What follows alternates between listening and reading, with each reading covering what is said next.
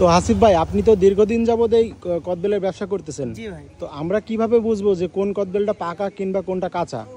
ভাই পাকা কদবেল হালকা হয়ে যায়, আর যেটা কাঁচা সেটা মনে করেন ভারী হয়।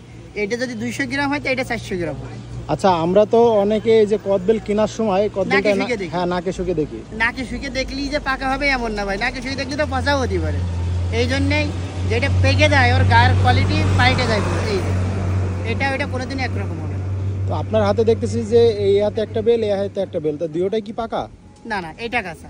এটা কাঁচা কিভাবে বুঝলেন এটা কাঁচা? এই যে ওয়েট কম, আপনার তো আগের থেকেই বুঝালাম। এটা ওজন বেশি? ওজন বেশি। আর এটা কি ওজন কম হবে? ওজন কম। তো আমরা কিন্তু এইভাবে দেখলে বুঝতে পারবো না। আপনি একটু দাঁড়িপাল্লায় দেখান তো। অবশ্যই দেখাবো ভাই। আচ্ছা, চলেন তাহলে। আচ্ছা, আপনার যেটার পাকার কথা বলছিলাম এটা 282 গ্রাম ওজন হয়েছে। এটা পাকা তাই তো? এটা ফাঁকা। এবার এটা আপনার যেটা কাঁচার কথা বলছিলাম, দেখেন এটা প্রায় 500 গ্রাম হয়েছে, 499 গ্রাম। এটা 500 গ্রাম হয়েছে। আমি বলছিলাম না যে অর্ধেক ওজন কম হবে? এই যে তাহলে 500 গ্রাম আর মনে করেন 200 গ্রাম, তাহলে কি আরও কম হয়েছে।